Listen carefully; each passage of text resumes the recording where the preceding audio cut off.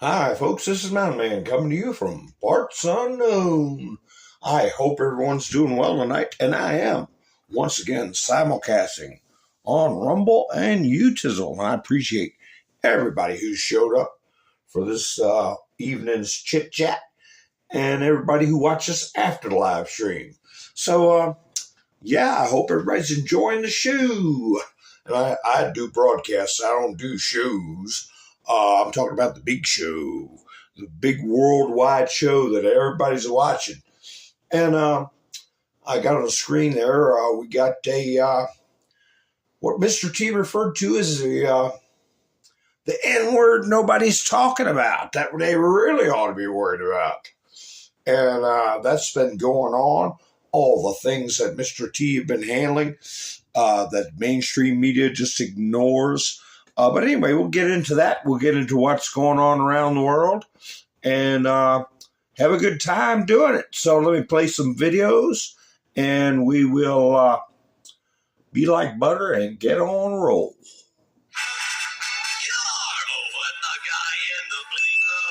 He's a star who won't lead us astray.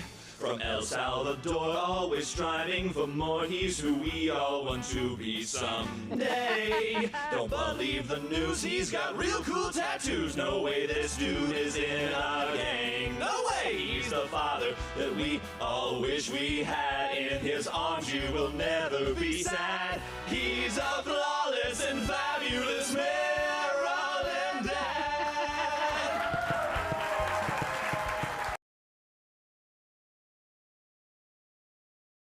It is Barack Obama who corrupts the Justice Department.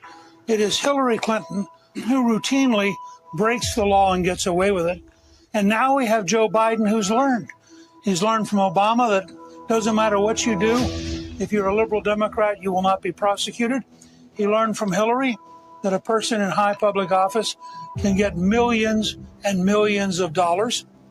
And they learned from watching Donald Trump that a true outsider willing to take on the entire system could destroy their entire machine. So what you're seeing across the country is a desperate last-ditch effort by a corrupt machine to destroy their most dangerous opponent. What you're witnessing is a continuation of the single greatest witch hunt of all time. These are ridiculous indictments. And all they're doing is hoping for massive election interference. Our enemies want to stop me because I am the only one who's going to be able to stop them. They want to silence me because I will never let them silence you. They want to take away my freedom because I will never let them take away your freedom. We have one chance to save it, and that chance is called 2024. You could have rigged elections. You could lie about why you go to war. You could fill your prisons with one particular racial group and no one would complain. You could use the media to scare the people into supporting policies that are against their interests. I know this is hard for you Americans to imagine, but please try. I will tell you what democracy is. Democracy is the worst. Endless talking. Stronger and better than ever before. They're mostly gone.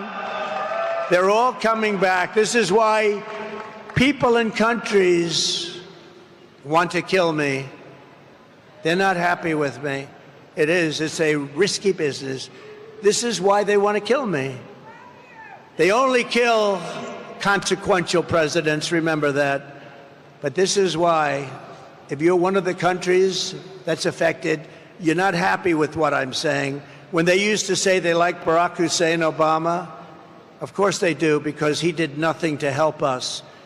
When they like Biden, who doesn't know he's alive, of course they like him, because he does nothing to bring your businesses back. He lets the world rob our country, the robber barons. He lets them rob and steal from our country, and most importantly, he lets them take our job.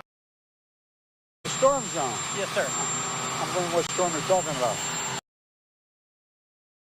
They have unsuccessfully tried to take down the wrong person. He's absolutely going to come back with full vengeance the next time around. Now think about what 4 years of a retribution presidency might look like. Our Constitution really does give the president tremendous power to destroy. This will be something we could never have imagined. Now the gloves are off. Some of Trump's close political allies told him they are working on figuring out the identities of the FBI and DOJ staff and forming lists. I will direct a completely overhauled DOJ to investigate every radical DA and AG in America for their illegal, racist enforcement of the law. The deep state is destroying our nation, but the tables must turn and we will quickly destroy the deep state. We know where the bodies are buried.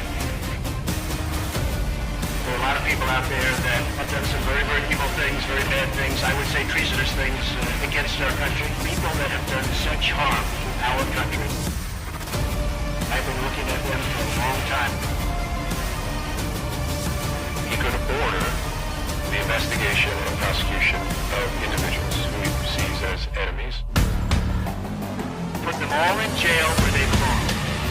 You gotta get tough and smart, and you have to fight fire with fire. You can't allow this to go on.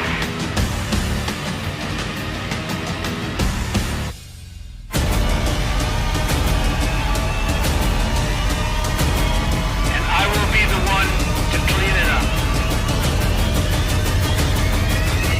I am your retribution.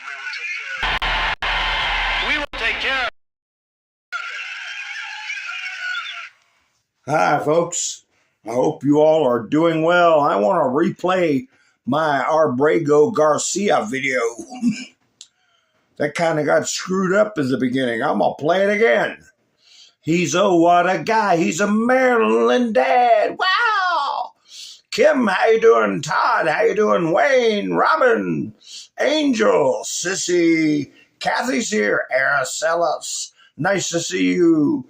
Jess and Bean, I saw you on Frank's show earlier today. I heard your name. I couldn't see the screen. I was outside busy. You know how that goes. So where am I at? Bambi's here. Wait a minute. I got scrambled up. Miss Mendersue's here. Who did I say hi to already? I hate it when my chats jump around. Darla's here. Oh, man. Todd's here. Oh, there I was. Jess and Bean. Oh, my goodness. Let's see. I keep... Darla, I got everybody. Let's see. Sherry. Yeah, I said, hi, Sherry. Diane. How many Dianes we got? Nice to see both of you. So, let's see. Bambi's here. Kim's here. Angel, Miss Minute, Todd. Robin, nice to see you. Who'd I miss? Marie's here. Justin, nice to see you. Andrew, Roberto.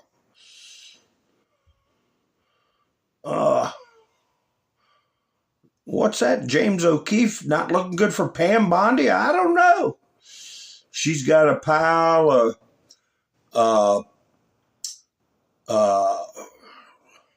information on her desk, sealed indictments, impaling grand juries. Hi, Roland. This Justin, how you doing? We got Justin and this Justin. So anyway, yeah, I want to where'd it go? I want to play that video again. Oh, what a guy. Here we go. In the blink of an eye, he's a star who won't lead us astray. From El Salvador, always striving for more, he's who we all want to be someday. Don't believe the news, he's got real cool tattoos. No way this dude is in a gang. No way, he's the father that we all wish we had. In his arms you will never be sad. He's a flawless and fabulous Maryland dad.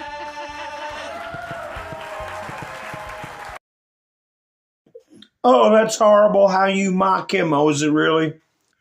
Is it really? I don't think so. We got bigger problems to worry about than that creepo. And but boy, that's all they harp about it. That's all they harp about. The Maryland dad.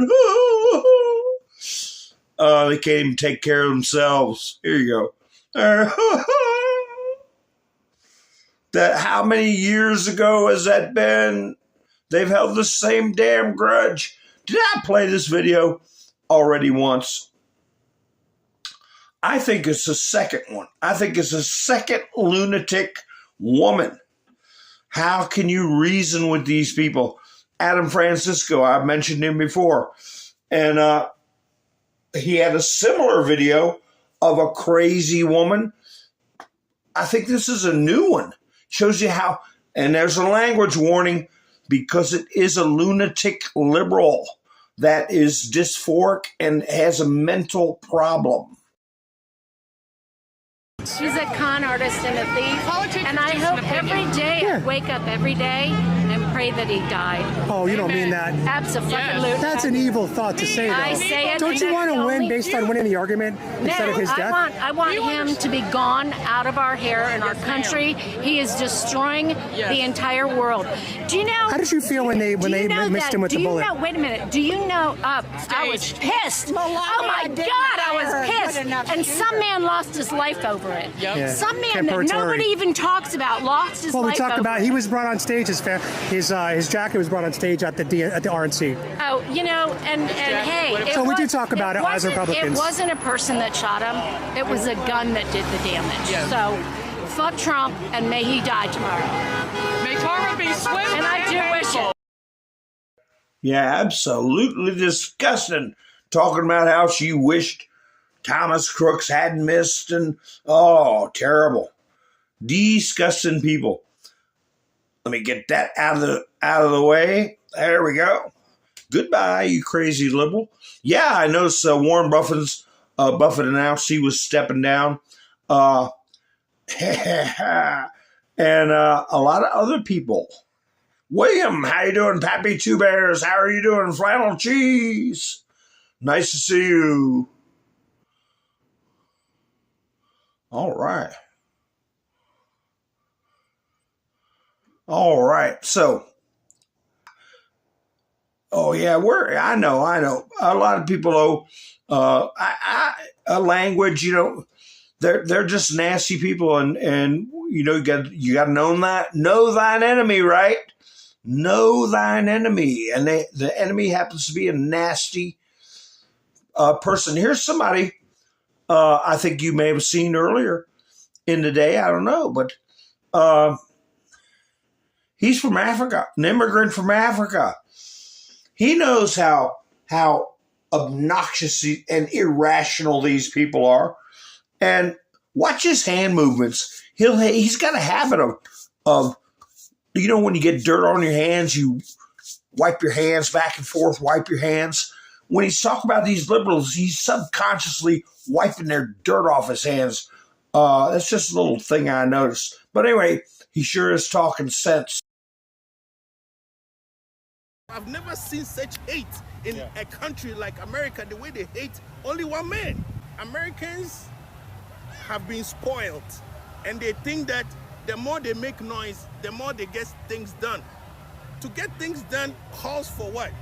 Pragmatic assessment on how you're going to get things done. Not this wasting of time and just protesting somebody who loves his country. In my life, I've never seen such hate in a country like America, the way they hate only one man. How is that possible? How can you hate one man just because he loves his country? What is this? What up? I travel all the way from Africa to come to this country legally to make sure the American dream is realized by me. My kids are born here, so I have to... Do you mind sharing your name? My name is Faith. Faith, spell that. Yes, F-A-Y-Z. F-A-Y-Z. Make sure you guys share this and tag people who need to hear this message, and make sure this guy goes famous. Yeah, well, you should have let him talk a little bit more, but that's all right. At least you got that on tape. It's one thing amazes me. Somebody has somebody that's talking good sense, spontaneous, and then they interrupt them. and just cut it off. It's like, what else you got to do? What else you got to do besides walk around with a bottle of water, you know? But at least you got it on tape. Yeah.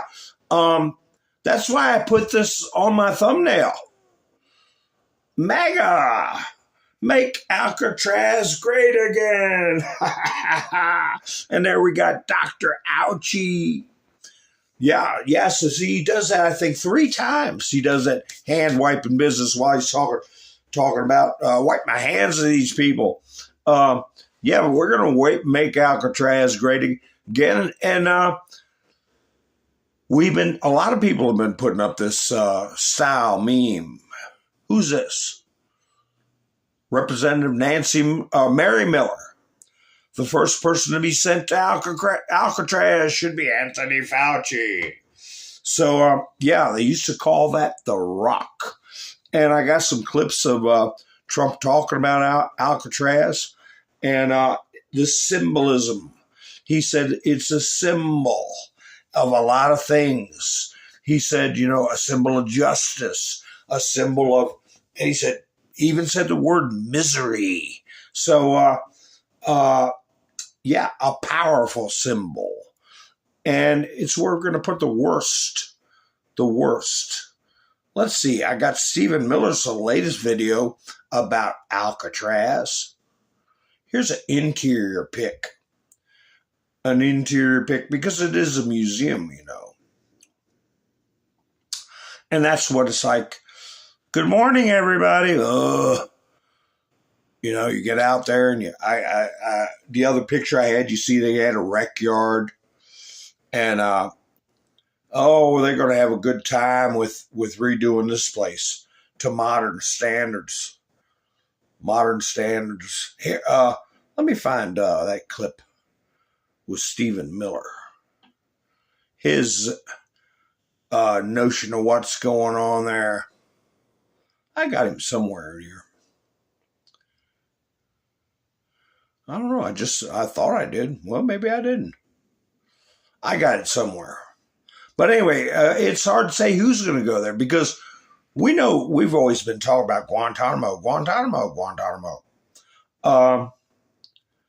Well, that's for people who've had infractions concerning the military, right? We're going to have some people with civilian issues. I don't know so much if Ouchie's going to get there or not. Is it going to be Ouchie going there, or would he be in Guantanamo? What would his crime be? Military or civilian? I just saw Stephen Miller's bald head, and I said, "Oh, good, I'm gonna play him." Now I can't find it, but it'll pop up here. But anyway, oh, you did, Diane? You been inside there? Yeah, it closed in 1963. It used to be a military prison. It was a military prison, and then they converted it in the 1930s, I think 1934, to handle civilian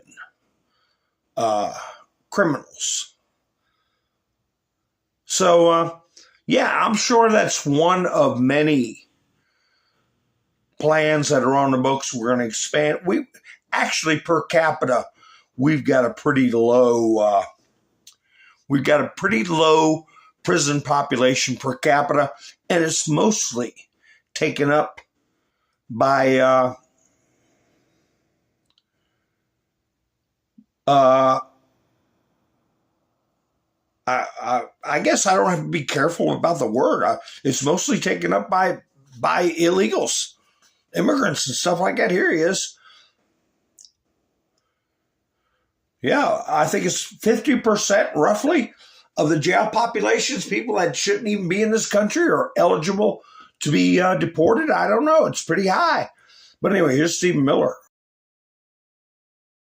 Alcatraz was built at a time when this country was strong and it knew how to take care of villains and monsters. There are people in this country, as President Trump has said, who will do nothing with their lives but rape, maim, and murder. They cannot be rehabilitated. They cannot be saved. They cannot be coached in some better way of living. They are always going to hurt. They are always going to steal. They are always going to attack. And we need a place in this country where we can send people to visually demonstrate their total separation from society. The fact that they're not going to live among us and will never live among us. There you go. You know, never say never to say, because you get people like Obama in there and Joe Biden again. That's why we got to make sure this never happens again. Okay? Because what was the word Biden used? Parole. I mean, whoever was in charge of the auto pen, paroling people. We got to get rid of the kind of people that think it's a good thing. But here's, I believe this is the one where Trump talks about Alcatraz. You get the idea for reopening Alcatraz? Just an idea I've had, and I guess because the judges, so many of these radicalized judges, they want to have trials for every single, think of it, every single person that's in our country illegally, that came in illegally. That would mean millions of trials, and it's just so ridiculous what's happening. And it's long been a symbol, Alcatraz, of whatever it is. I mean, you know, it's a sad symbol, but it's a symbol of law and order. And, you know, it's got quite a history, frankly. So I think we're going to do that, and we're looking at it right.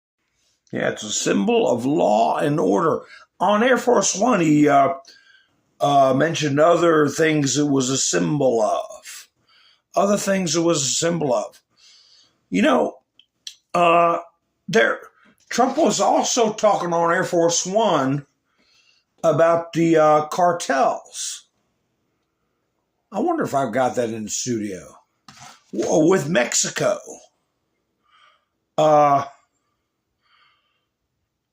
they wouldn't be at Alcatraz. These are going to be homegrown criminals, okay? Temporary, some of these real bad deportation cases that these judges have slowed down. Now, what we are dealing with, this latest emergency appeal to the Supreme Court by the White House, is some other dopey liberal Obama appointee judge putting a stop to Doge. Putting a stop to Doge. Boy, they really don't want us to see much more of what's been going on. And I was thinking, what if they take Doge and put it under the FBI and the DOJ, where they can't have these hand-picked judges stop them from reviewing things? That was my first thought. You have a real judge okay a subpoena, a search warrant, okay, of all government financial records for all agencies. We really don't even need that. We really don't even need that. Put it under the Inspector General. They have the right to review on demand all government activity, all financial records.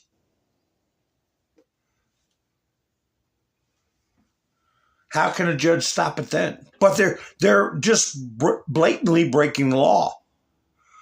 And Justice Alito put it out there that the administration must follow. The last opinion, that even though it was scrambled up, it was written by Sotomayor, it comported with the law.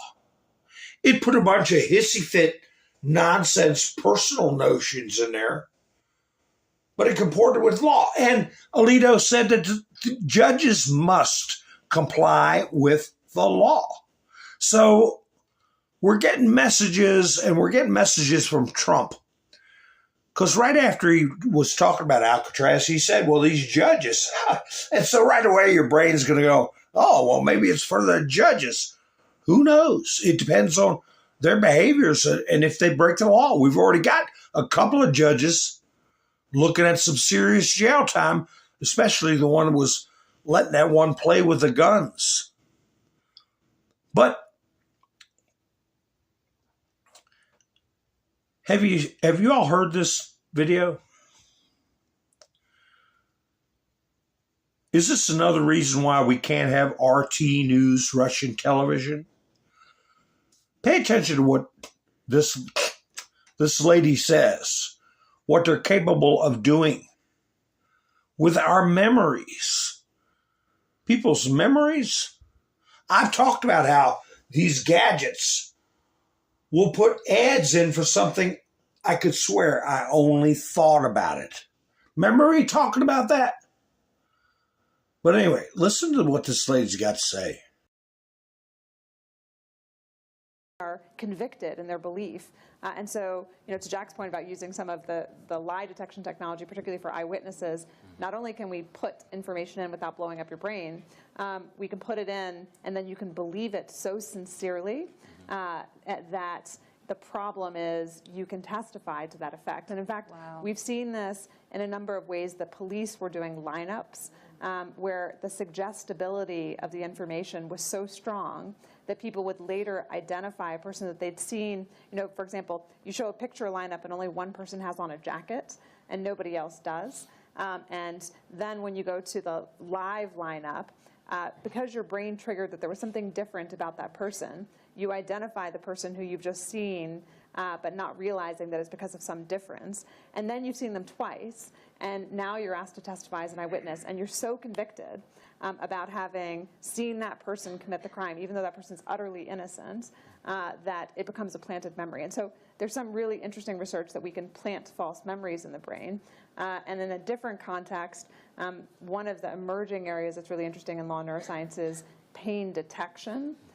And once we understand the circuitries that cause pain, I guess the question is, could we then instill pain and use that in many coercive measures in the legal system as well? So. Wow, that's amazing. Did you want to add anything, Brian? Yeah, real amazing. But you see how they can manipulate people's emotions and thoughts. And she's even talking about pain at the end. But for people that are weak-minded, people that may be scared, uncertain, or want to believe the worst, like that crazy woman at the beginning, talking about how she wakes up hoping Donald Trump has lost his life every morning. Those people are easy to manipulate.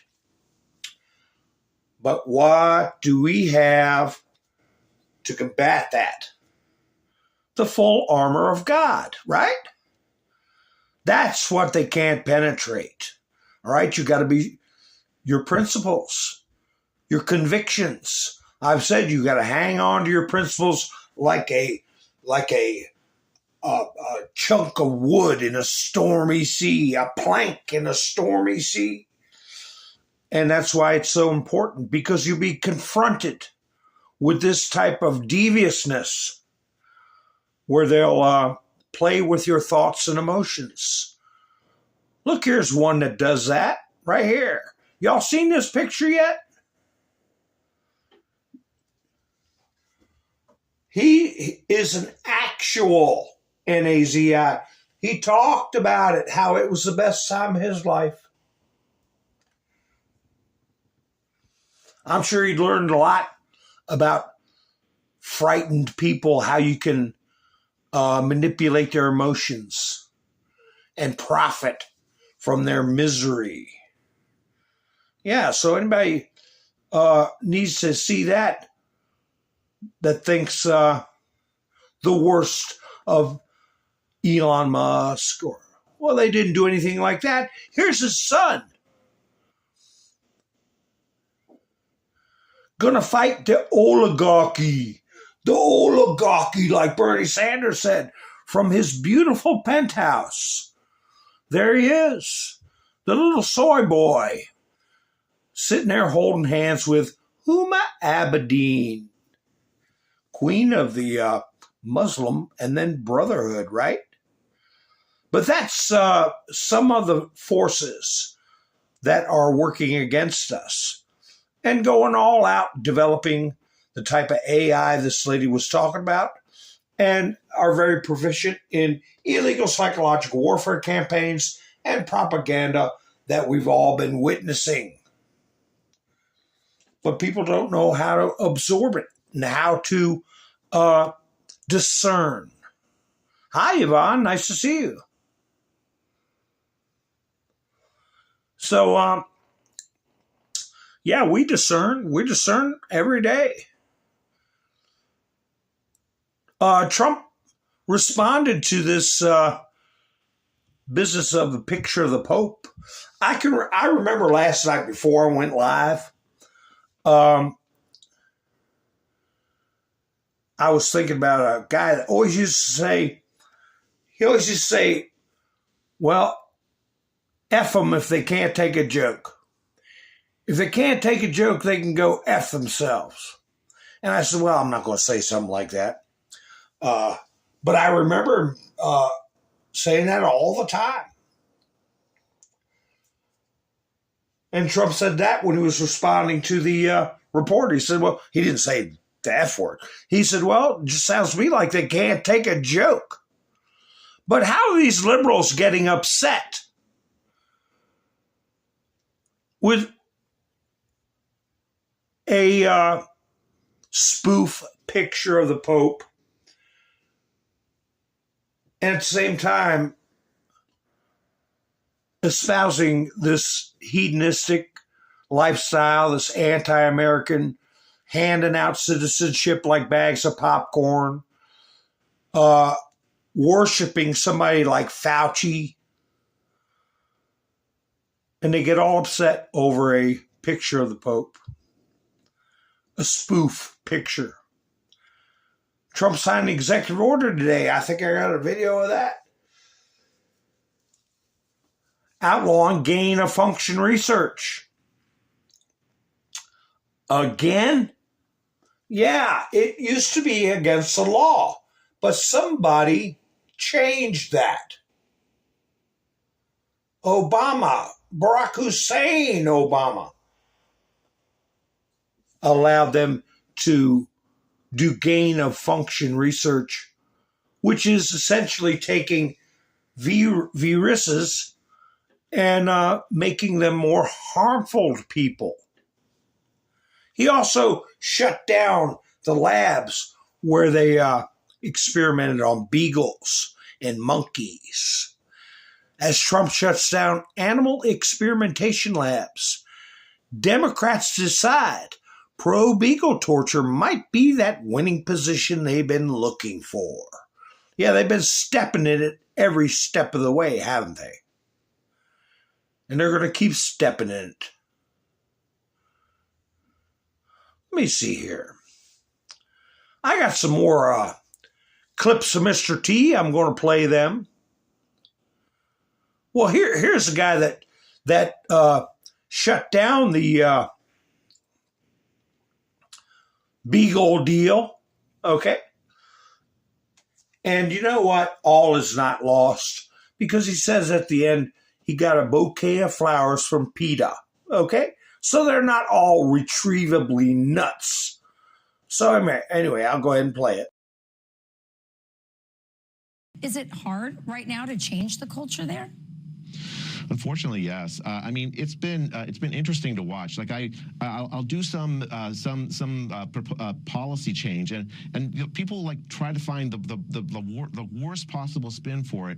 I'll give you a couple of examples. So, for instance, I put out a policy to make sure that we have when we use we have animals in research that we look at alternatives. You know, it's very easy, for instance, to cure Alzheimer's in mice, but those things don't translate to humans. So we've put forward a policy to replace animals in research with other technological advances, AI and other tools that actually translate better to human health.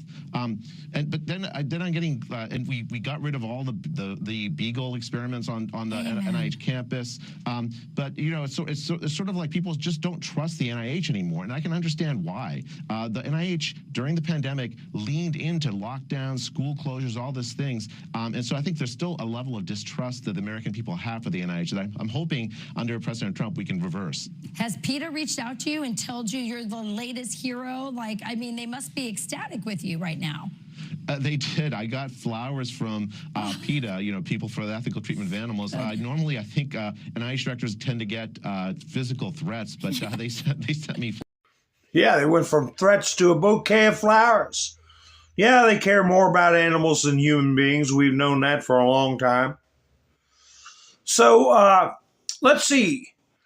Let me play some Trump clips. Here's Trump signing the executive order barring gain of function. And it's bringing into the national consciousness that this stuff came from a LAB, right? And that Dr. Fauci was behind it along with many others. What has Trump said so many times?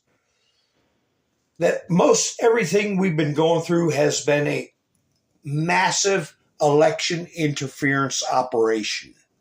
A massive election interference operation. So it'll all tie back to that. But why do they want to keep him out? Well, we've shown over and over again, because he's a threat to the New World Order and he's going to restore the American Republic. But anyway, here we go. The first relates to gain-of-function research. Gain-of-function research is a type of biomedical research where pathogens are adulterated, viruses are adulterated to make them more potent or to change the way that they function. Many people believe that gain-of-function research was one of the key causes of the COVID pandemic that struck us in the last decade. What this executive order does, first of all, it provides powerful new tools to enforce the ban on federal funding for gain-of-function research abroad. It also strengthens other oversight mechanisms related to that issue and creates an overarching strategy to ensure that biomedical research in general is being conducted safely and in a way that ultimately protects human health more. It's a big deal. It could have been that we wouldn't have had the problem we had. Right? A lot of people say that, sir. If we had this done earlier. Thank you. We'd have never had to go through all that hell and misery. Trump said it could have been put a stop to it, but we know. We know it was all done to not only do what they did, but I think they had worse in mind. Worse in mind, and we had people pulling for us that put a stop to it. Here we go. I like this one. Every time the Democrats use the word impeach, a new Trump voter is born. Ha ha ha. That'd be a good one to put on your meta page. Well, Debbie, I'm sorry you lost your beagle. You know, they say beagles are the most compliant and docile animals. I would say along with Labrador retrievers, labs are they don't snap or bite or do anything, but they choose beagles because they're smaller and they don't have to feed them as much. They're a half or a third of the size of a full-grown lab, but it's the good temperament that make them such good pets, labs and beagles. But unfortunately, it also makes mad scientists want to pick them because they know a smaller chance they'll get bit. So I'd make them work on Rottweilers if they had to do it. But anyway, let's see here. Oh, wow. I'll play her in a minute. It's a lady from a Latin American country, I believe. I don't know what country. I'll save her for later. You want to talk about nuts. Crazy. Lost their flipping mind right here.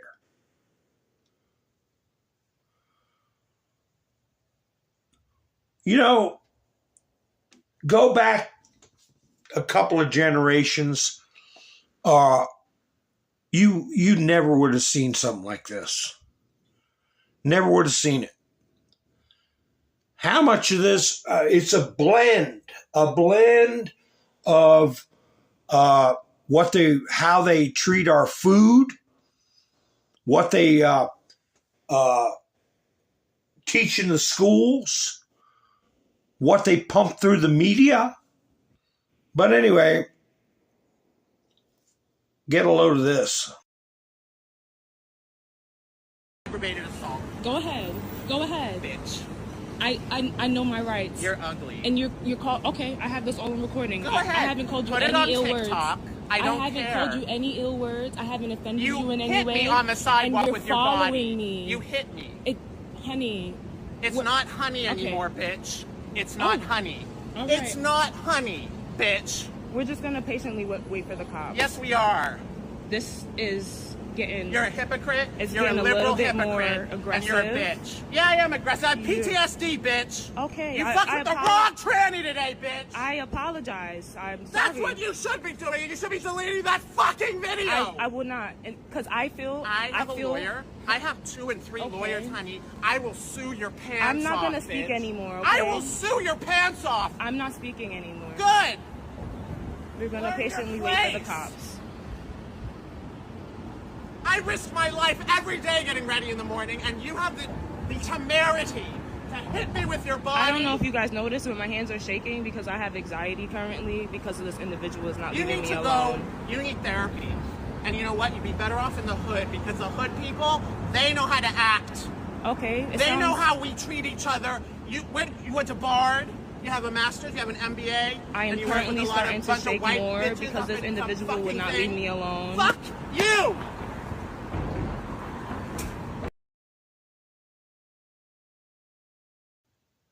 She said the person needed therapy that she was talking, or she was talking to, needs therapy. That is bizarre. Bizarre. We got to make asylums great again, along with Alcatraz. Make asylums great again. That's the person who would look to join the military and get a paycheck and prance around doing what they want and not be able to contribute anything of worth to the Department of Defense or the American people. So that's all been put a stop to. You're trying to talk to someone? Oh, I'm just looking through here, reading.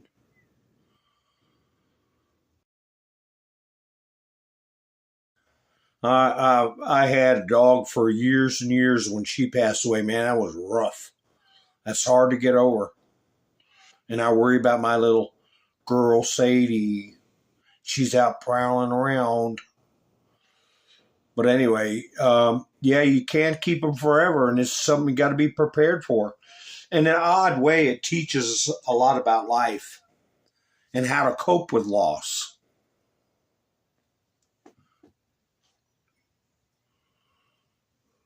Hi, Brush. How you doing? Wanda's here. Hi, Wanda. Yeah, he risked his life to get dressed.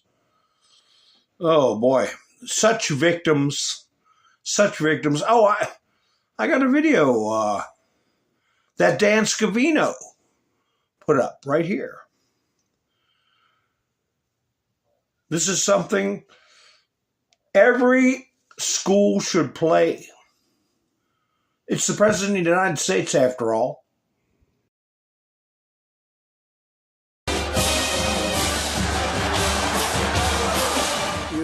first graduating class of the golden age of America. We're in the golden age. You watch. It's the golden age. You're graduating at an exciting time for our nation, a period of both extraordinary change and incredible potential and what will be unbelievable growth. You're going to see that very soon. You're going to see it starting very, very soon. The whole world is talking about it. Don't consider yourself a victim. Consider yourself a winner. In recent years, too many of our young people have really been taught to think of themselves as victims and blame people and be angry. Don't be angry. Whether you were born rich or poor, black or white, male or female in America, anyone can be a winner, and our whole country will be cheering you on, and I'll be at the front of the line cheering you on, especially because you come from this incredible university. That was at Alabama. Now, why doesn't news play that for our young people? To teach them how to be upbeat, how to be positive, how to know that they're entering a world that's going to have so much opportunity. I don't want to look backwards or anything like that, but I can't help but say to myself, boy, I wish I could be starting over during these times. Times that and opportunities that were stolen from us in our parents' generation and our grandparents' generation. It's going to be restored. We got to keep our foot on the gas and keep moving forward. But let's see. Here's where Trump gets asked a question about military intervention in Mexico, right? And he gives them a straight answer. And the Stein bomb, whatever her name is, it's Mexican, so I have trouble pronouncing it. She's been warned. She's been warned not only about the fentanyl, but about them dumping sewage that affects our waterways in violation of a treaty. Sewage and toxic waste. And Trump put out a truth about that, but also about these cartels. And he's put out enough hints. They keep saying, why is he talking about Hannibal Lecter? Why is he talking about Hannibal Lecter? Read between the lines, you nitwits. He's talking about these gangs that have ritual initiations, okay? The one that was being housed by the judge had pictures in his phone of decapitated people with their hands missing. You know, certain ritualistic things you have to prove you did before you get your tattoos. Okay? So anyway, here's Trump being asked the question.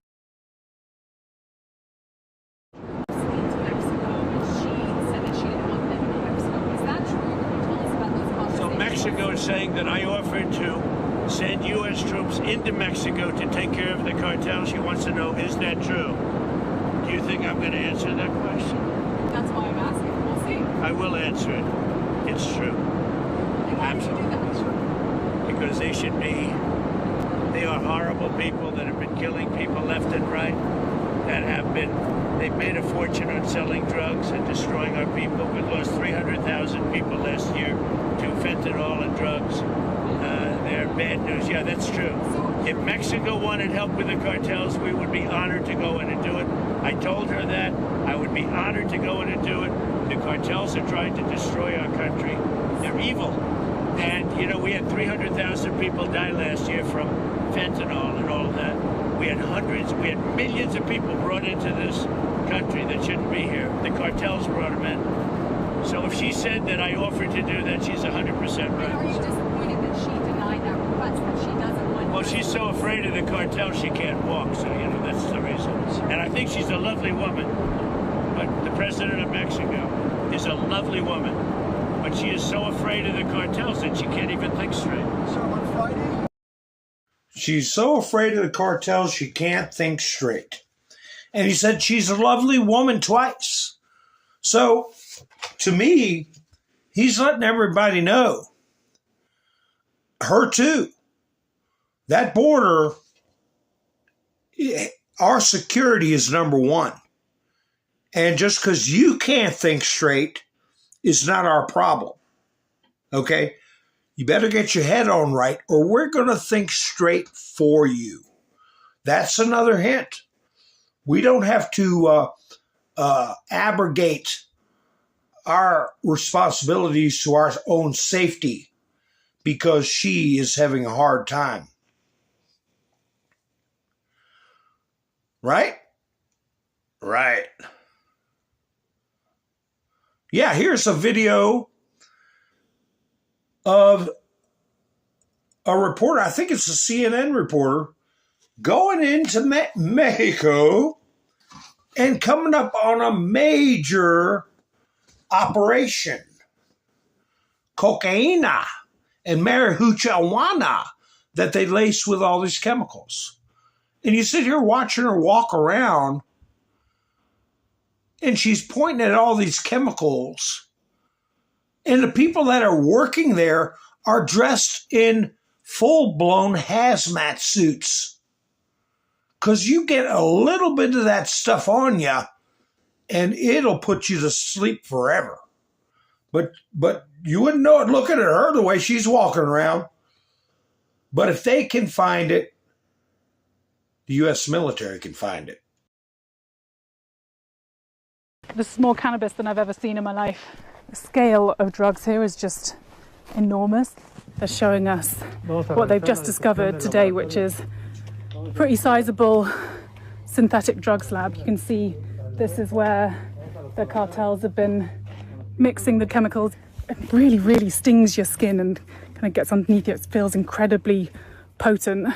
Here, you can see this is almost the final stage of the production of those drugs. I mean, obviously, this is just a tiny drop in the ocean because there could be hundreds of drugs labs like these, and the Mexican military is making a renewed effort under a lot of pressure from President Trump and from the Mexican government to try and crack down on this cartel activity and crack down on the production of synthetic drugs which are made here and then find their way over the border into the US. Yeah, busting up the labs. So they're taking some action. But is it going to be enough? Now, here's some judgmental person letting you know that if you voted for Trump because it's Cinco de Mayo, you shouldn't get to eat a tortilla or nothing.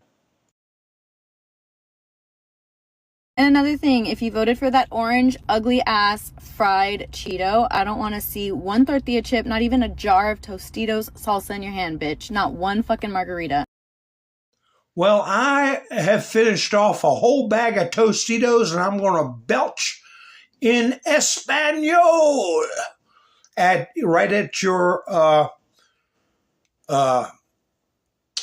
visage. So, yeah, that's the way they look at it.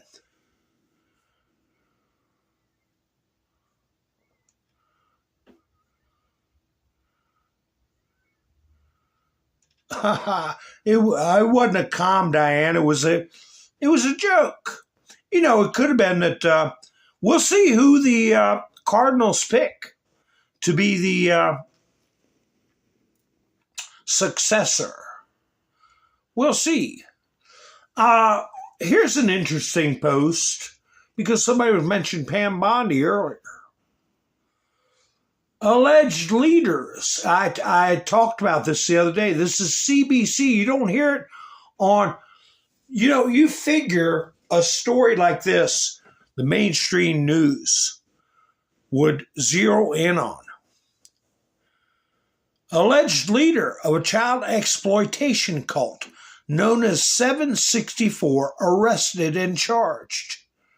Trippy and War are accused of operating 764 Inferno, an invitation-only group for top members.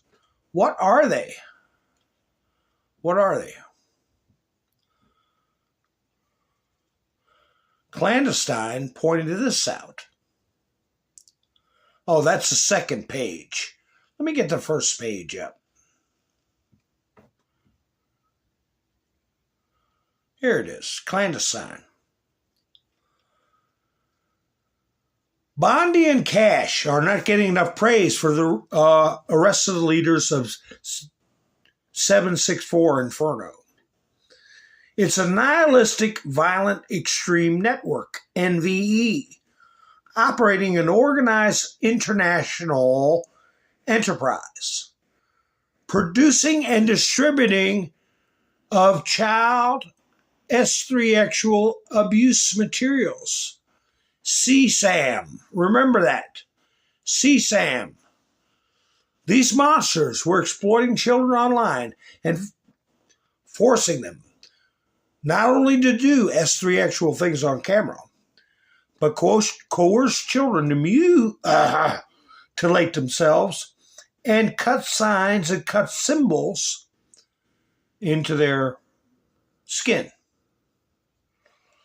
They were also engaged in grooming, right? Children, threatening them to create CSAM, forcing them to abuse animals, abuse their siblings, and more. I will include the DOJ report in the link below if you all know where to get a hold of Clandestine if you'd like to read more. It is extremely disturbing. I don't want the link. I know enough to know that these people don't deserve oxygen, okay? But the point he's making is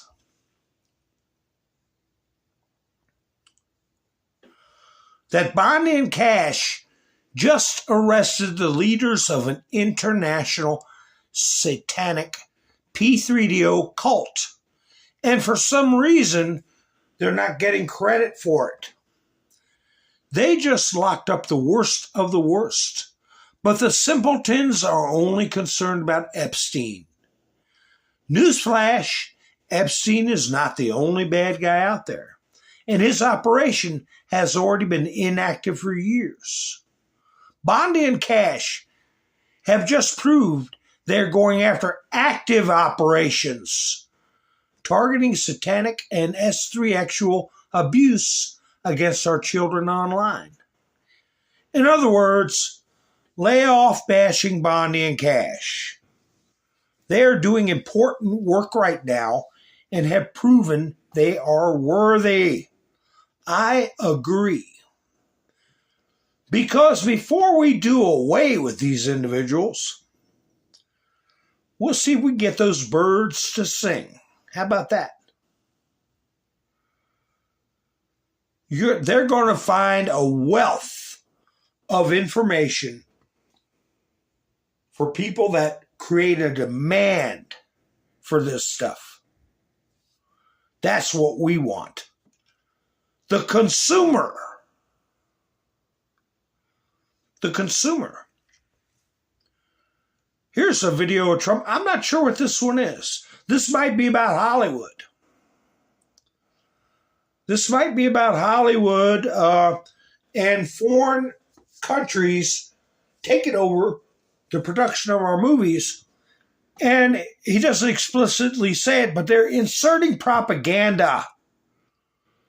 And you heard that lady talking about how they can affect memory with subliminal messaging, right?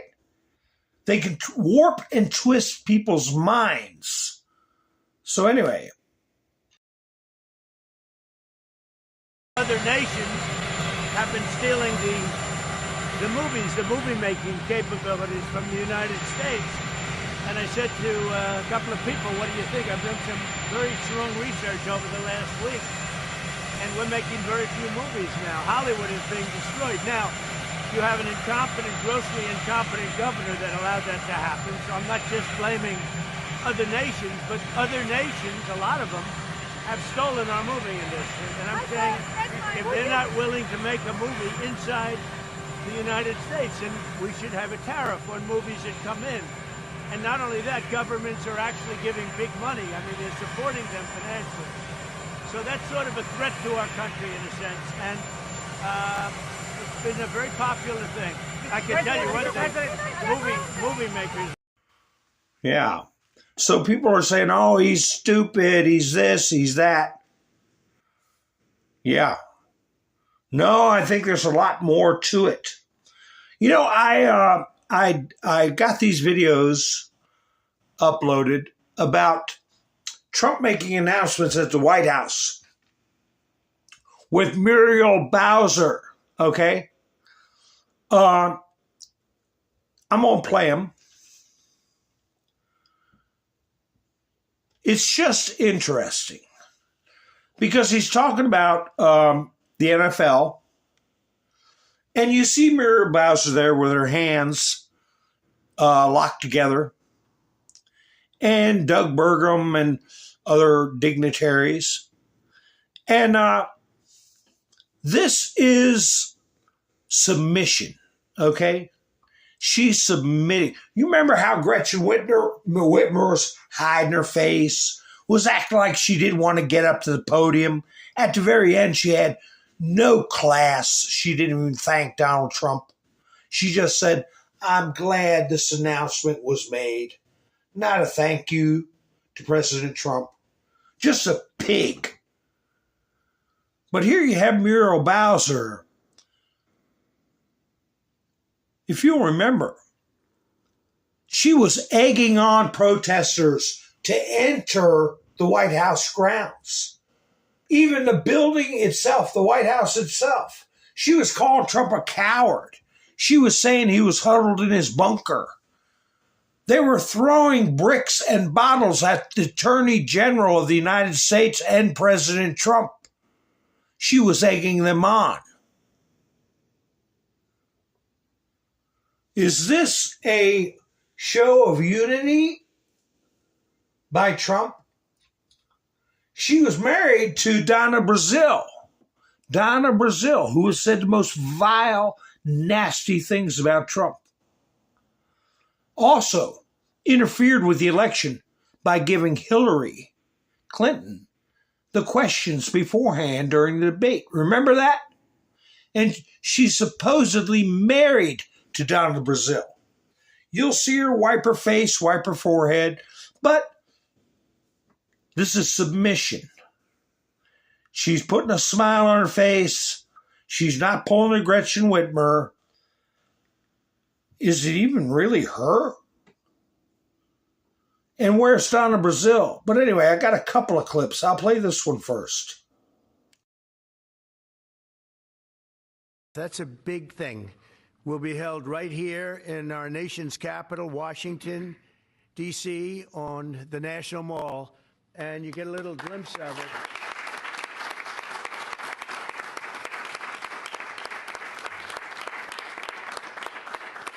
I was just saying to Roger, I don't think there's ever been anything like that. That's a good idea. In fact, maybe we could use it for other things also. I have an idea. It's going to be beautiful. It's going to be something that nobody else will ever be able to duplicate that, I don't suspect. It's very exciting. Every year, hundreds of young football players have their dreams come true as the NFL teams across the land, and you just saw that last week, select the best young players in America to join their ranks. Hundreds of thousands of football fans will travel all across our country to cheer them on in person. We expect, would you say, more than 100,000 people, I think. What is the capacity would you think it can hold? Because the mall can actually hold up to 1 million people if you go all the way back. What do you think? Over 3 days, we'll be over 1 million. Oh, yeah, you're going to be. Boosting local businesses and bringing jobs and tourism to the heart of our capital. The draft is a celebration of one of our country's most cherished cultural institutions and the annual highlights for football fans everywhere. Everyone in the world is going to be watching. We look forward to welcoming people from across the nation, from all over the world. Last month, the Washington Commanders and the D.C. government also announced a major deal to build a brand new 65,000-seat football arena at the site of the RFK Stadium in eastern Capitol Hill, and I don't think there is a better site anywhere in the world than that site. Incredibly exciting. You know, he's a friend of mine. He's a very successful guy. There's a reason for it. It's amazing. It sat there for years, and people were talking about stadiums in 25 different sites. I said, they're not talking about the best site. That's the best site there is. Bringing professional football back into the district from Maryland. And not only are these announcements great for the NFL, but they also advance the mission of making Washington, D.C. safe and clean and beautiful. And we're working very closely with the mayor, as you know, and we've made a lot of improvements in the last few months, and it's getting to look really strong. Crime is way down, and there's a good relationship we have going with Muriel. So I want to thank you very much. And would you like to say a few words? Thank you, Mr. President. The mayor, please. Thank you. Thank you. Well, I'm sorry. Well, greetings. I'm Muriel Bowser. I'm the mayor of the best city in the world and also the sports capital. And we are delighted to be here with the Washington Commanders, the NFL, and the president to talk about this very exciting announcement for Washington, D.C. We believe in investing in sports because they have helped us transform neighborhoods, and the NFL bringing this event to the nation's capital will help us fill hotel rooms, our restaurants, and Americans from all 50 states will come to their nation's capital and enjoy our beautiful city and museum. So we're just delighted to be here, and we want to thank everybody for all the hard work to get here. Thanks, Muriel. Thank you.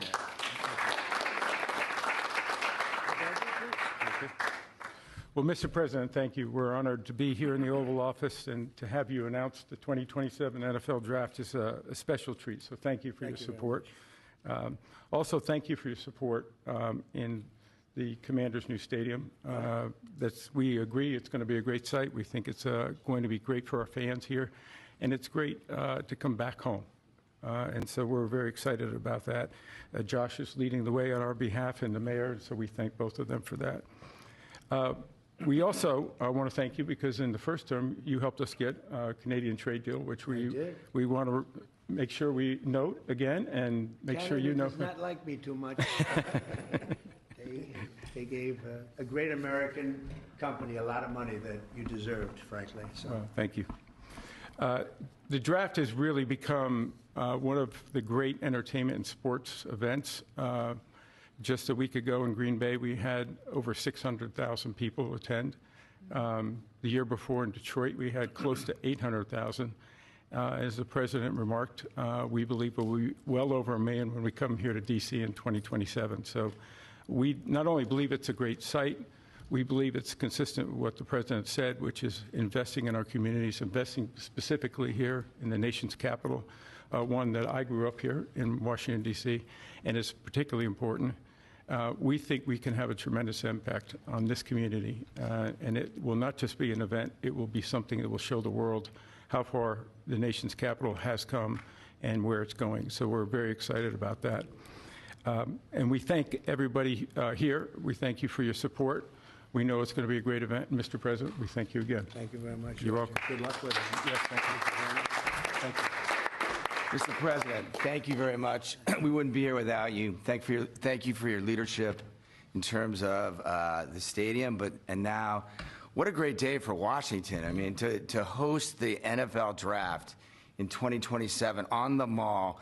I believe we'll get over 1 million people, and it's going to be an amazing day, and it'll showcase what Washington's all about, but it'll also showcase what our country's all about. Washington is the gateway city to our country, and you know, it'll be an amazing day, and we can't wait to get started. And I couldn't have done it without my partners, Roger Goodell, thank you, and Mayor Muriel Bowser.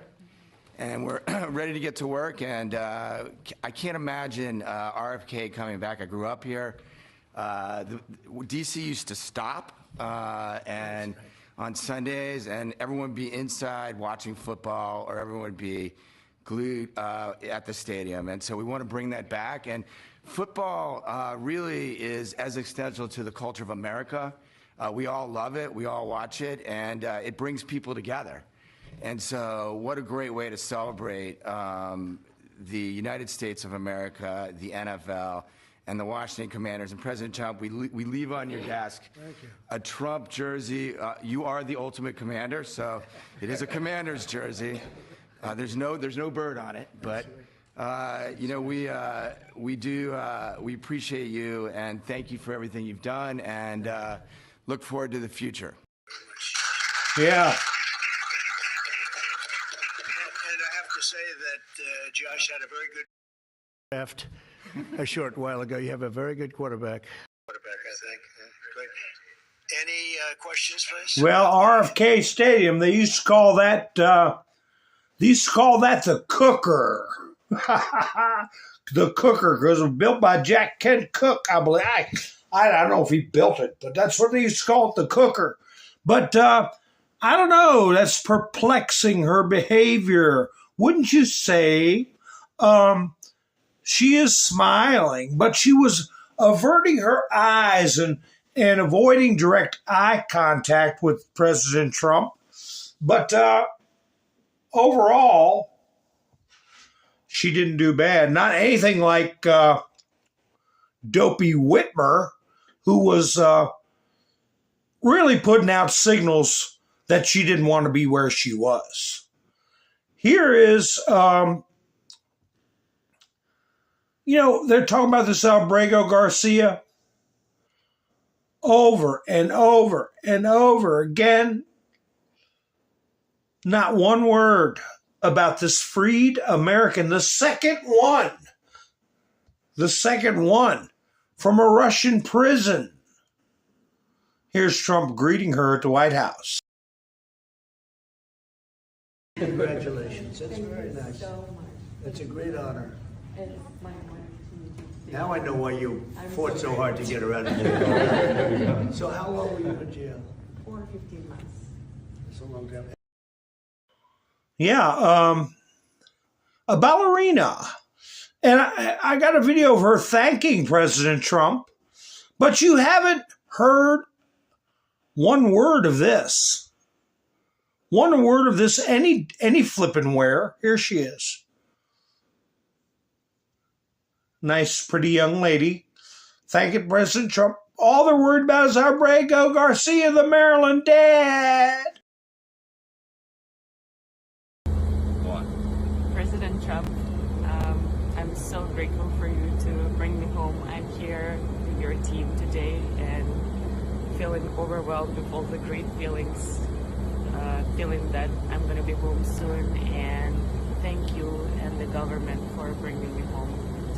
It's a lot of feelings which I would want to express, but the biggest one, I'm so proud and so blessed to be American citizen today. Thank you very much. She felt blessed to be an American citizen. Well, here's some people that really don't care about their citizenship.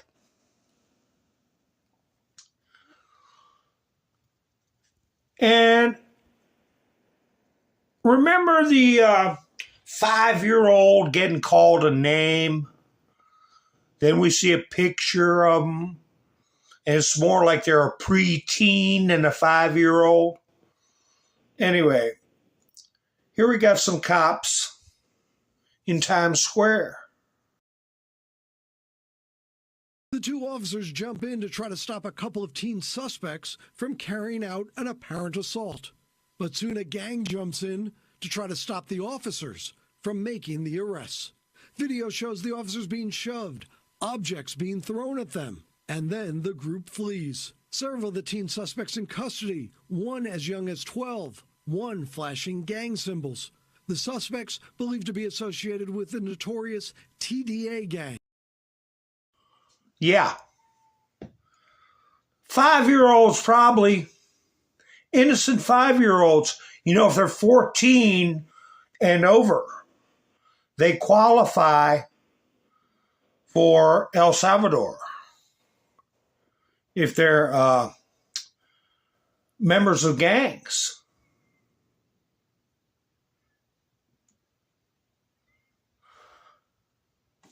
Oh, you're welcome, Justin Bean. How come my chats froze? Oh, there they go. I was trying to scroll my chats. But anyway, let's see here. Some more frightening activity. The person filming this will say some wordy dirds. But this is somebody with a AR-15 walking around a neighborhood. Can you imagine this being your neighborhood? The yards, and all of a sudden some dispute ends up across the street from your home, and there are people behaving like this. It's an AR.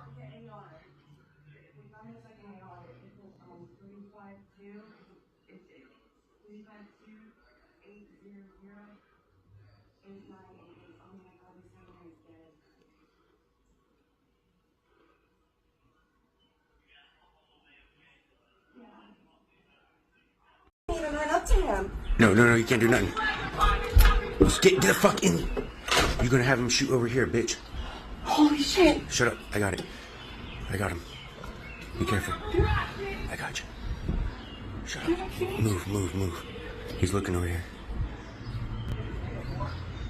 Nobody even came out. Why is it 911 answering?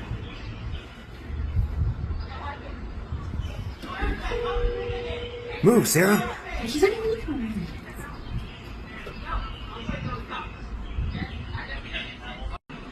Oh my god. The young man doesn't like this dad.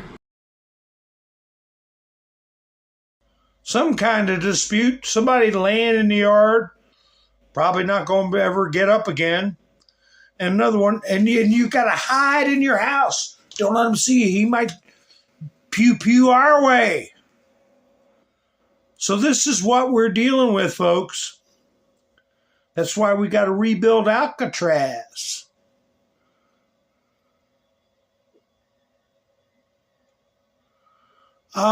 Let's see. I had Trump put out a statement. Let me see. Where is it? And so I went ahead and uploaded the video because he put it in all capital letters about this. Oh, heck. Here we go. Let me pull it up. There we go. He put this in all caps. Bill Ackerman on Harvard and university funding this morning on Squawk Box. If you made a list of all the things that Trump is tackling, what a long list. But we know, and they can laugh, they can say what they want. He's a genius, and he's an organizer. Okay, he's a strategist. But anyway, here he is. He put that in capital letters and had a video. So I went ahead and uploaded it talking about Harvard funding, which they're going to end up losing. They already have. And they're acting like they can sue Donald Trump. Very haughty. Because they are Harvard. Who do we think we are? We're just peonies to them, right? Anyway, I'll go ahead and play it. Bill, I'm just wondering, you're an alumnus. What should Harvard do where you'd say, okay, to get back in your good graces, what does the university need to do at this point? Sure. So the right thing to do, or I should say the wrong thing to do, is receive a letter from the administration and write back saying, we're doing nothing. In fact, we're going to sue you. Okay, that's what Harvard did. What Harvard should have done is should have said, President Trump, you make some good points, right? Taxpayer money coming to Harvard, that's a privilege. It's not a right. And, taxpayer money, going to an institution, the institution cannot have massive amounts of administrative bloat, waste, bureaucracy, and we're going to eliminate it. We're going to hire Alex Partners, or restructuring firm. We're going to take a 3G, zero-based budgeting approach to our the way we run our administration, things that are not inefficiency is causing harm, and we're wasting taxpayer money. Mr. President, you're right. Harvard has become, there is not viewpoint diversity at Harvard. Students are self-censoring their remarks in classrooms. Faculty are doing the same because people are afraid to have real conversations. You can't learn. You go to college to be exposed to a broad array of ideas. And I guess maybe I should be looking at Joe. Broad array of ideas. And that's not happening at Harvard. Free speech is not happening at Harvard. So you acknowledge the areas where the president is absolutely correct. And you say, look, we're going to fix those areas, okay? We want to make a deal, Mr. President. What have we seen from Trump? He asked for the moon, kind of shock and awe, okay? Same thing true for Harvard, that most recent letter. You could argue it's certainly overreaching in some of the elements. But he wants to make a deal. Make a deal with the president. Commit to fix these things, which, by the way, your alumni want you to fix. It's in the best interest of Harvard. And treat taxpayer money like as a fiduciary, and they're not doing that. And Harvard is not in a good. I think it's not well appreciated. You're going to hear how vulnerable financially Harvard really is. Some of their assets are smoke and mirrors, so they better quit with the tough talk, or they're going to really be in trouble. They nominally have a $53 billion endowment. I don't believe the carrying values of their endowment. 80% of the assets are invested in real estate, private equity, and venture capital. So it's not liquid. It's not liquid, and they're apparently selling us $1 billion slice of their private equity. Watch where that gets priced relative to the carrying value of the portfolio. My guess is it could be 30, 40% below the current carrying value to get a bid. In my business, if I owned a slice of something, I sold a piece of it at a 30, 40% discount, I'd have to remark my entire portfolio. So one, the endowment, in my view, is massively overstated in terms of what it's really worth. The second thing is no one talks about the fact that Harvard now has $8 billion of debt. I read the prospectus for the recent bond issue. So you have $53 billion of overstated assets that are illiquid, and you have $7.9 billion of debt, which you owe. As a donor, do you want to give money to a nonprofit institution, which is going to go into the institution and going to go out the door to pay money interest to bondholders? My experience is nonprofits that borrow money, it doesn't end well. And then you have what do they rely on for current funding? Money every year from the U.S. government, money every year from donations. Donations, I don't know I have to believe they're down meaningfully. And tax-exempt status. Another reason that induces people to give money to their university is they get a tax deduction. Fair or unfair to try to take the tax-exempt status away? I think it's money from Joe Biden, quote, forgiving debt, but that really means we end up paying off the Harvard debt. They're $8 billion in debt.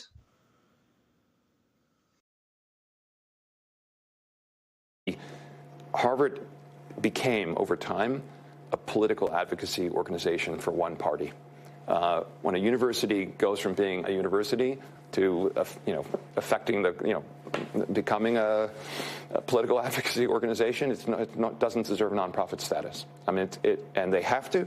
Harvard should be a place where students go to learn and the best research gets done. It shouldn't be a place that is allowing, pro-terrorist organizations on campus.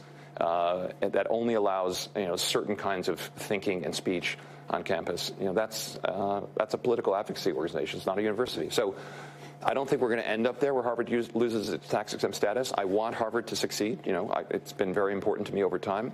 But really, it got itself to a very bad place. And Alan Garber is a good president, but he's not managing. The mismanagement here is Penny Pritzker. If this were any other kind of corporation, the notion that she's still chairman of Harvard, leading the charge here, and in terms of how Harvard managed everything from COVID, and I know we have to go, but it's an important topic, to endowment management, to waste, to free speech, to who they hired as president of the university. It's time for a change in leadership in the board at Harvard. Time for a change in leadership. Step down. So Trump put that up in its entirety, so I played it. the NGO money's getting cut off. The free tuition or debt forgiveness or whatever they want to call it, that's getting cut off. Harvard is going to be sucking wind, and Trump is going to make them walk the chalk. You know, this business about Alcatraz. I was sitting here while that guy was talking because I heard the video before. So my mind was wandering about that cult that Pam Bondi and Kash Patel broke up. I think Alcatraz is probably going to have some satanic people in there. The homegrown ones, the American ones, some P3DOs. But here's how far back the internet's memory is, right? Nancy Pelosi is putting out tweets about how we should leave Alcatraz the way it is, and it's not a serious proposition. Well, she might be one of the inhabitants. But anyway, here's what they thought in The View back in May of 2024.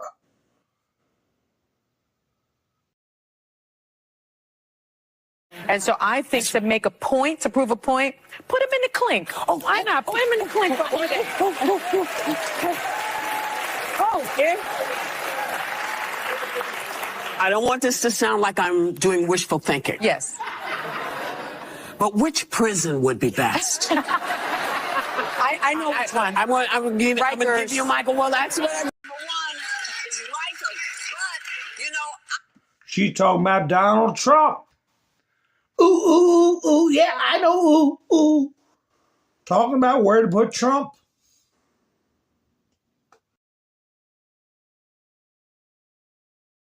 I'm okay if he goes to Alcatraz and they reopen it.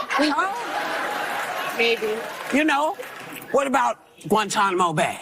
Okay? Yeah. Well, that'd be close to Mar-a-Lago. Melania can come and visit. That's right. What about Supermax? Supermax would be interesting. El Chapo was in Supermax. He, hey, now he wants to be with the hip people. Come on. Look at that face. Talking about putting Donald Trump away. Yeah, well, Alcatraz is going to be opened up, but it ain't going to be who you think's going in there. No. Well, to not disturb anybody too much,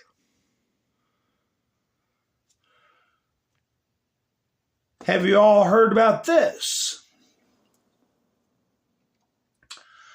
I think they had about 172 locations plotted out, underground facilities for the beautiful people. Tunnels connecting them, long-term survival in case of a catastrophe. But all the beautiful people and the bureaucrats would be taken care of. Anyway, here she is telling it out of her own mouth.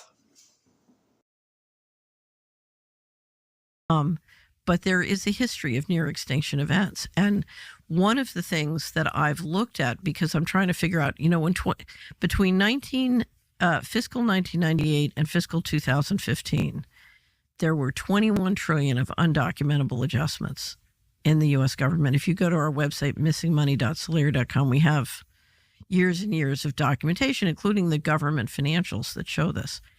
And so the question is, where's all this money going? And one of the things I've looked at in the process of looking at where all this money is going is the underground base and city infrastructure and transportation system that's been built. And I'm sorry? Yes. So we have built an extraordinary number of underground bases and supposedly transportation systems. Some of these are some of these are documented as part of the national security infrastructure. I think there are many more. So in the United States? In the United States, all over the world. But from 2021 to 2023, I took one of the smartest subscribers in the Solari Report network, and he and I spent 2 years collecting all the data and all the allegations on underground bases. And then we systematically went through and tried to estimate our guess. This is totally a guess of how many underground bases, both underground in the United States, but also underground under the ocean around the United States. And our estimate was 170 with a transportation network connecting them. And what would be the purpose?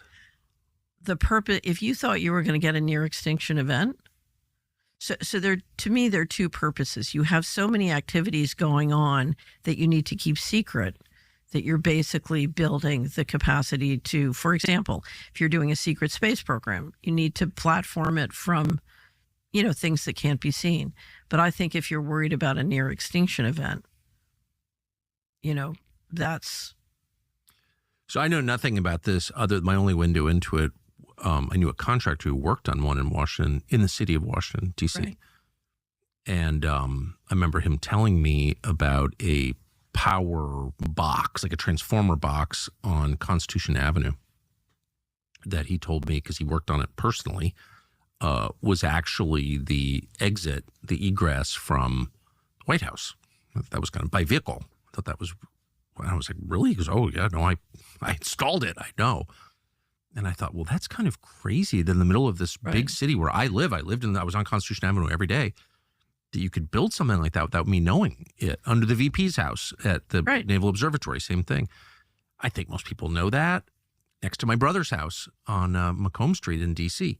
So but that's, I always thought that was like preparation for nuclear war. Like, I didn't really think about it that much. Some of it is, yeah. It's preparation for catastrophe. So, but you think that there are facilities like that in other places outside D.C.? Oh, yeah.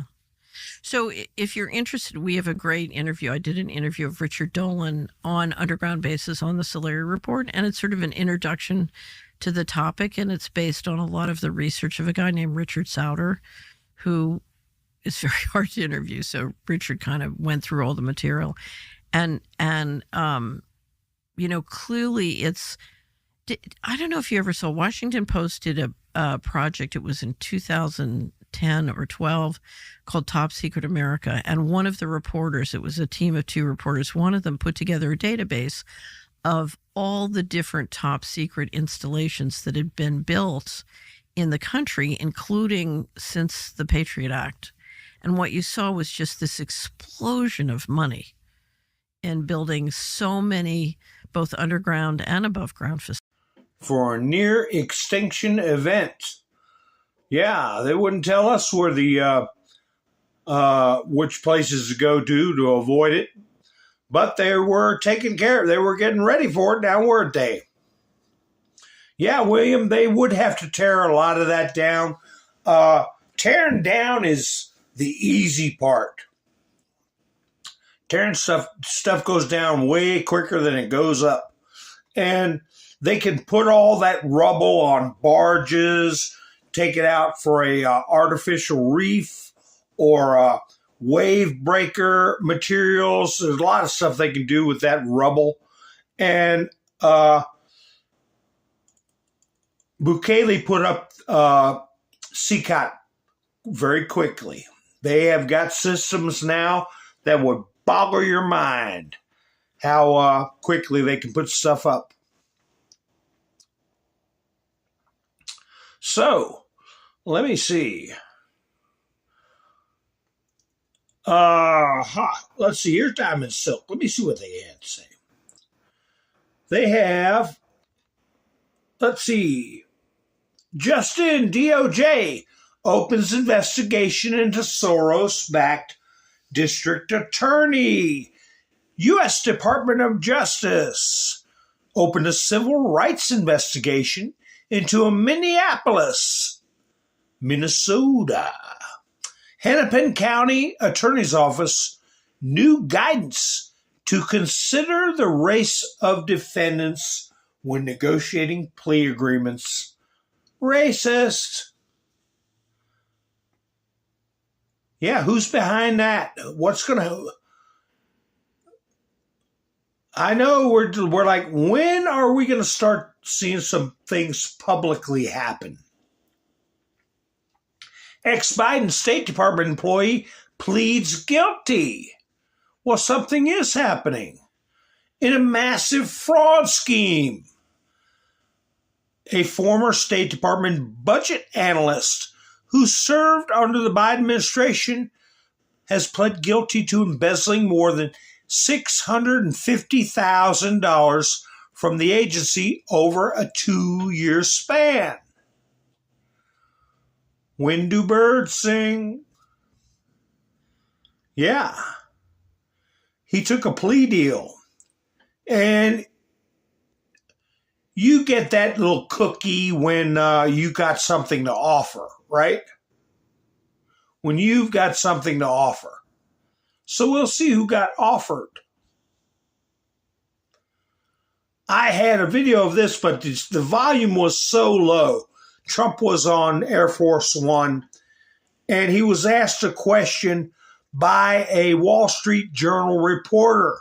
President Donald Trump rejected a question from a reporter from the Wall Street Journal. And he did say this quote. After he said he didn't care to answer them, he said, Wall Street Journal, is China-oriented really bad for this country? Yeah. Do you think anybody's going to report on that? No, they protect themselves, don't they? Oh, by the way, if you hadn't given me a thumbs up, do me a favor and do that for me. I'd appreciate it. And I have a link for Buy Me a Coffee in the description. Anybody wants to help the channel out? Here is Mayor Adams. You know, with technology the way it is, this seems like they're doing this about 10 years too late, but at least they're doing it. Okay?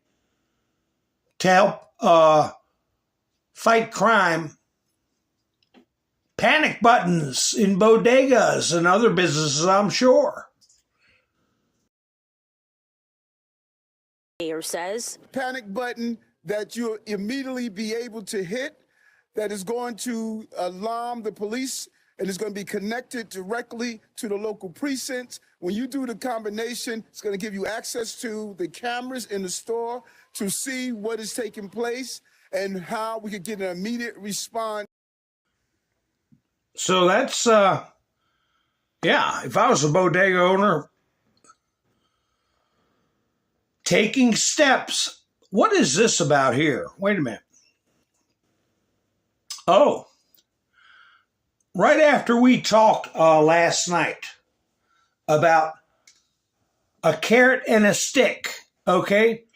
About immigrants getting a stipend, some money. I got a video about that too. But here's Tom Homan responding to this ferry governor who was saying they were scared that they felt Tom Homan was threatening them because he said, watch what's coming. We watched in Wisconsin as this judge helped someone to help them get out of the courthouse because she heard that ICE was in the courthouse, even though she was about to conduct a trial of this individual who was accused of assault, and the people who accused him of it were sitting in the front row. So the Wisconsin governor, Tony Evers, is not happy about this, and he named you in this. Watch this. Tom Homan was asked about me in this guidance after he apparently threatened to arrest elected officials across the country. He said, wait till you see what's coming. As disgusted as I am about the continued actions of the Trump administration, I'm not afraid. I've never once been discouraged from doing the right thing, and I will not start today. What's your response to that, Tom? Well, there's no threat. What I simply said is wait what happens. I've said from day one, you can support sanctuary cities. You cannot support ICE if that's what you choose to do. But if you cross that line, on impeding our law enforcement efforts or knowingly harboring and concealing an illegal alien from ICE, those are felonies, and we will seek prosecution. So, hopefully you don't cross that line, but it's not a threat. I've been saying since day one. There are laws on the books against impediment and knowing, harboring, and concealing an alien, and we're going to seek those out that do that. I've arrested U.S. citizens for harboring and concealing aliens in their workplace or their home when I was an agent. Why should be a free-for-all for elected officials? So don't cross that line. I said from day one. We showed the judge. The judge wanted to play that game. We're prosecuting her. So anybody can be prosecuted for violating laws, including him. But it's not a threat. I'm just taking what the law is and what our 10 is going. Well, the old saying was, it's not a threat, it's a promise. And he said, I'm disgusted by what Donald Trump is doing. What disgusts you? He's upholding the law. He's protecting American citizens. And that disgusts you? Well, you disgust us. So anyway, where is that video where they discuss? Here it is. This came up this morning after I talked about it last night. That now they're going to give him $1,000 cash. I thought it'd be a little bit more than that, but if you figure if they're going to say per person, they're going to have people with kids and whatever, it is going to be more. But it's going to cost about $4,700 per person to do voluntary deportations. To you. So Fox News can report exclusively that DHS will announce today that they're going to start paying for the commercial flights of illegal aliens who self-deport from the U.S. And on top of that, they're going to pay them an additional $1,000 stipend once they're confirmed to have left the country. Now, DHS says doing this is going to be significantly cheaper for the American taxpayer. They tell us that right now it costs on average about $17,000 to arrest, detain, and deport someone. They say paying for self-deportations and the stipend will only cost about $4,500 per person. That's about 70% cheaper.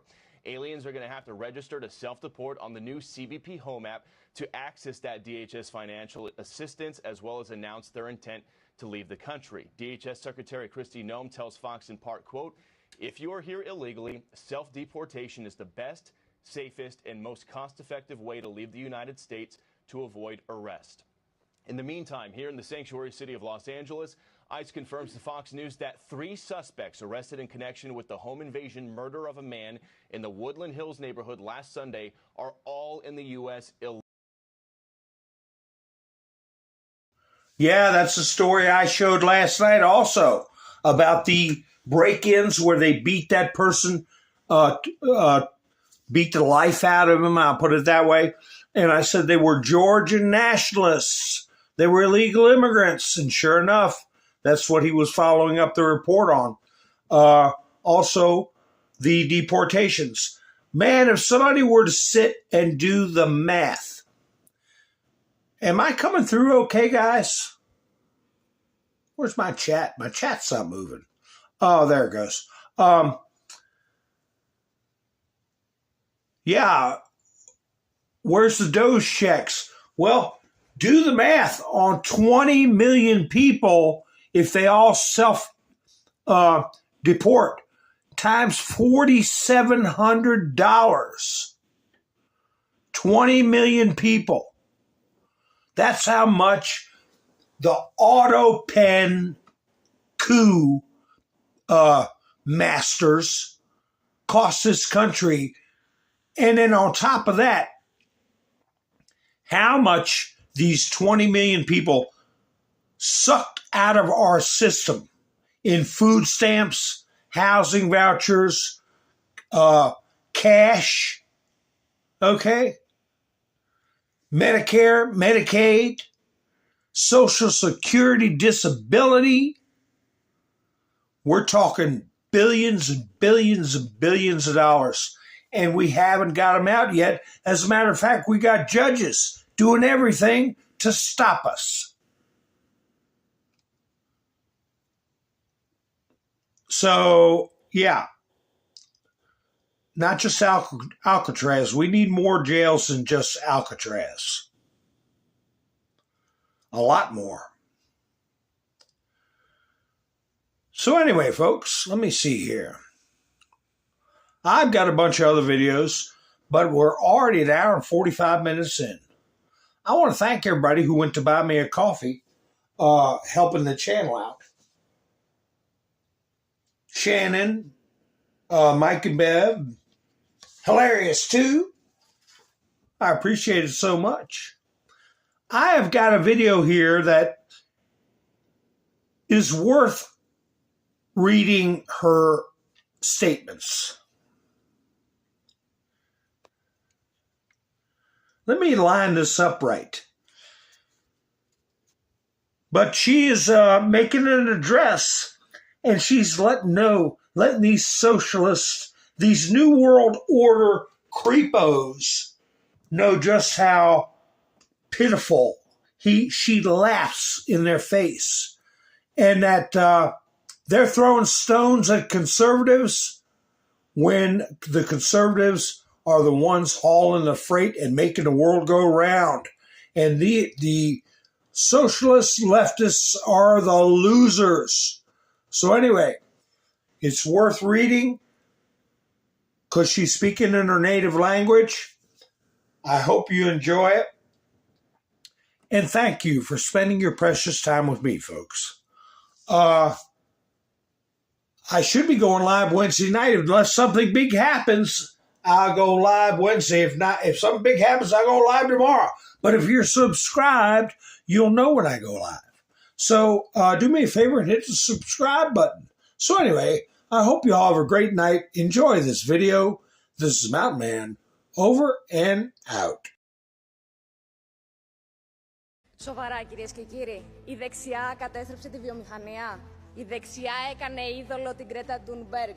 Η δεξιά επέβαλε την πράσινη ενέργεια σε βάρος της βιομηχανίας που κατέστρεψε την ανταγωνιστικότητα της Ευρωπαϊκής Ένωσης. Ή οι σοσιαλιστικές κυβερνήσεις που 50 χρόνια κυβερνούν την Ευρωπαϊκή Ένωση. Γαλλία, Ιταλία, Γερμανία, Ισπανία. Και η πατρίδα μου η Ελλάδα καταστράφηκαν από ανερμάτιστες σοσιαλιστικές πολιτικές. Και έχετε σήμερα το θράσος εσείς, η καταστροφή της Ευρώπης, να μας κουνάτε το δάχτυλο πως οι συντηρητικοί είμαστε απειλή για την Ευρώπη. Γελάω. Πραγματικά γελάω. Όπως σοφά είπε η Μάργαρετ Θάτσερ, το πρόβλημα με το σοσιαλισμό είναι πως τελειώνει όταν τελειώσουν τα χρήματα των άλλων. Αφήστε λοιπόν τα φαντάσματα περί δίθεν ακροδεξιάς και εφαρμόστε φιλελεύθερες οικονομικές πολιτικές. Μειώστε τους φόρους, αυξήστε την ανταγωνιστικότητα, επαναφέρετε τα πλαστικά καλαμάκια, αφήστε το λιγνίτη ήσυχο, επενδύστε στη βιομηχανία και κυρίως δεχτείτε την πραγματικότητα. Αποτύχατε. Ακολουθήστε αυτά που σας λέμε πριν να είναι αργά. Γιατί είμαστε το αύριο και είσαστε το χθες.